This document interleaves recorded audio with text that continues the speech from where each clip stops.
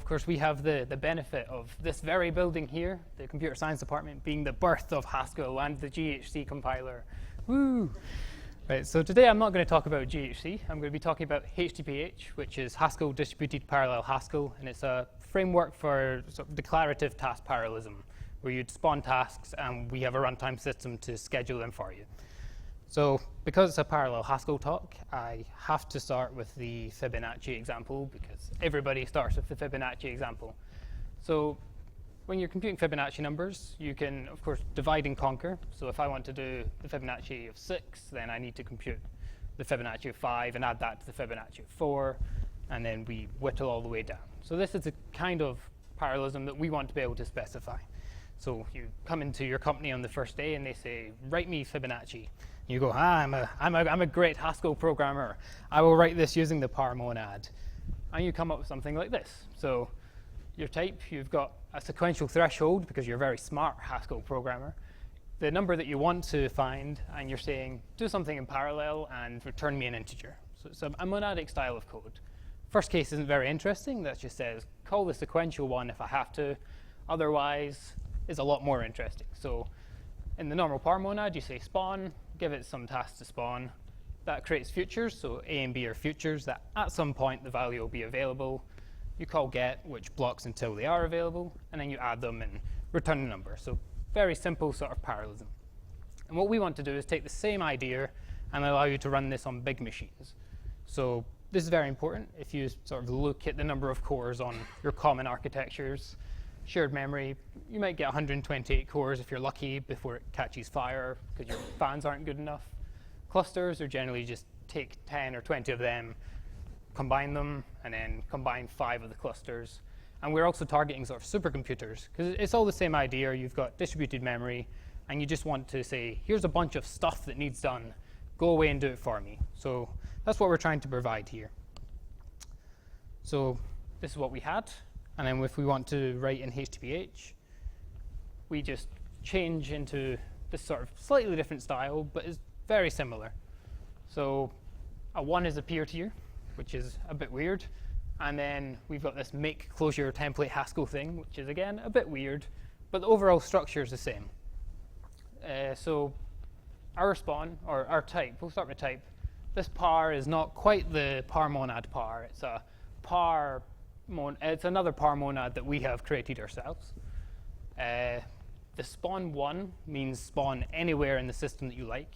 So we also have a notion of topology. So I can say, this is going to be a really small task, keep it local, or the one that says, this is probably a big task, just shove it anywhere on my supercomputer, I don't really care. The make closure will disappear eventually. Now we have static pointers in GHC 710. And really it's just saying, this is a computation. That's why we have the thunk in here. And we want this to be shipped across the network at some point. So this just builds basically a static table, what static pointers will now do, to let us distribute this over the table. The only other thing to note is that you need to have a single environment abstraction, so tuples. And that, again, just for the static table, you can get rid of that with GHC 710, I think. And yeah, that's it. So you can take any par monad program and just with a few changes and a little bit more in main, you can run it on a supercomputer, which I think is great. So these are the main primitives. So I also have a small sort of API, just like core and the other APIs that we've seen today. Spawn, again, very simple.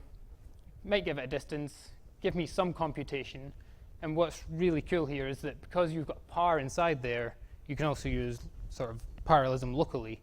And you can also spawn tasks from tasks that you've already spawned. So you can get really irregular programs, and you can specify them and whittle them down. Spawn at is the more kind of cloud Haskell style, where you specify the remote that you want something to be pushed onto. Your normal futures, which only work on one node.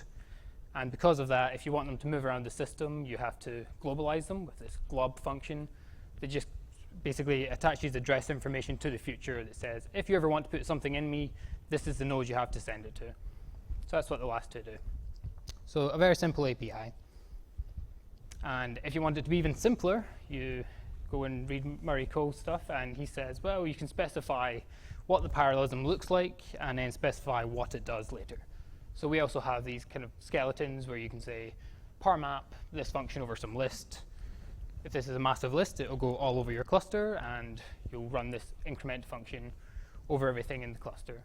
So I think that's pretty neat. There's some instances and things, again, that you require, but we're trying to reduce these with static pointers and things, so should hopefully not be so bad. Is everyone happy with sort of the language? So that's the main language features. So how did we build this language? And we've actually written the runtime in Haskell. So we've got this kind of 3-layer thing. So you've got Haskell, and we have our own threading library, which is written sort of continuation passing style. It also provides your message passing that we need on the layers, and your future management, etc. And then our threads get multiplexed onto GHC threads. So we can use any other parallelism libraries if we want to integrate them in. And then, of course, they get multiplexed onto operating system threads. So it's worth noting there is obviously an overhead in doing this, but as long as the computations that you're doing are very big, then generally it's not too much. I've not tried to quantify it, and if you really need super, super high performance, then obviously this could be a bottleneck. Looking into the actual runtime, I think I've roughly said what's in there. We have this notion of a thread pool where you can sort of multiplex the GHC threads between the different thread pools, and the idea is that you can try out different ways of scheduling these. If you want to avoid just doing round robin, then because it's in Haskell, you can sort of rip out the data structures fairly easily, and you get the type safety when you're doing it. This Spark pool is for work that hasn't yet started, so it can still move around the system. So any sort of thunks can be stolen and move around. These sort of registries and node tables are just for tracking the futures and tracking who I can talk to, who else is involved in this computation, etc. We also provide a TCP and an MPI network layer. So the MPI stuff's a bit hazy at the moment, but the TCP is just the network transport TCP that Cloud Haskell uses as well. So you have a reliable network layer if you need it. And yeah, but even though you have the reliable network layer, you don't get reliability for free. So if I'm a node and I steal some work from another node, and then I catch fire because my fans have failed, then any tasks that were on that particular node are gone forever. You can't get them back. Unless you're Rob Stewart, who has a reliable scheduler variant of HdpH, which you can download from his GitHub, and he will save you from that problem when your node catches fire.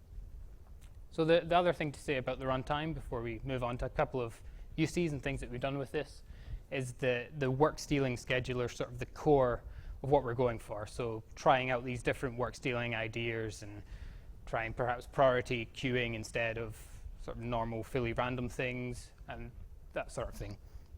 So if you're interested in work stealing, then I would definitely recommend trying this out and trying out your ideas before hacking into a C runtime. So yeah, so just a couple of uses to finish up.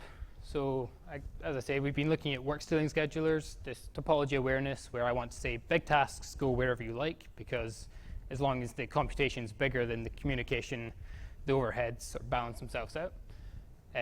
We've been doing some branch and bound computations for constraint programming and max cliques, and these are running on 128 cores at the moment. We're getting super linear speedups in some cases because of the extra pruning and things that you get. And the plan is that we keep scaling these types of applications. So it's highly irregular applications that need this load balancing that we're kind of focusing on here. But anything that you've written in sort of the par monad, you should be able to distribute fairly easily. And the thing close to my heart, because this is part of my PhD, is that we also use HdpH to coordinate different computer algebra systems. So we've previously used it for GAP, which is groups, algorithms, and programs, where we call into GAP and say, do something with group theory, give us any tasks that you need done, and we'll coordinate them between Haskell. And we've ran this on the Hector supercomputer up at Edinburgh for sort of 1,024 Haskell instances, coordinating 32,000 GAP instances. So I don't know who else is running Haskell on a supercomputer, but if you wanted to, then this framework will let you do that. So yeah, so we're providing a very strong framework for doing distributed tasks. It's a completely different model to sort of Cloud Haskell. We're just kind of saying, give us what needs done, and we will figure out inside the runtime who should do it, and they can steal tasks, and we'll get the load balancing for you. Into the future, we want to integrate better with other parallelism libraries and static pointers to remove some of that template Haskell clunge that was in there. I'm looking into more case studies, particularly in computational algebra, and I'm hoping that if anyone else has any ideas, then they will sort of come forward and say, hey, my application is quite scientific, or it's quite irregular, and it kind of makes sense in this kind of context. So if you have any ideas, then please let me know. And that's me. Thank you very much.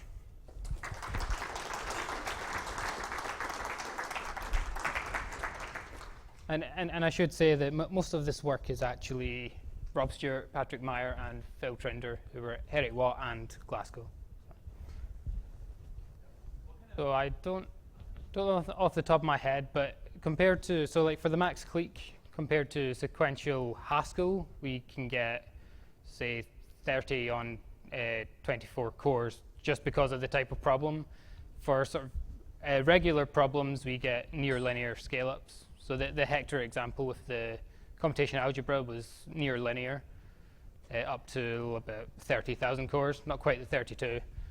For more sort of irregular stuff, it's a bit less. The one problem that we have is that if someone writes a really good sequential C algorithm with sort of hand-optimized unrolling and things, we can't get anywhere near sort of close to that with even sequential Haskell. So unless you're very, very smart about it.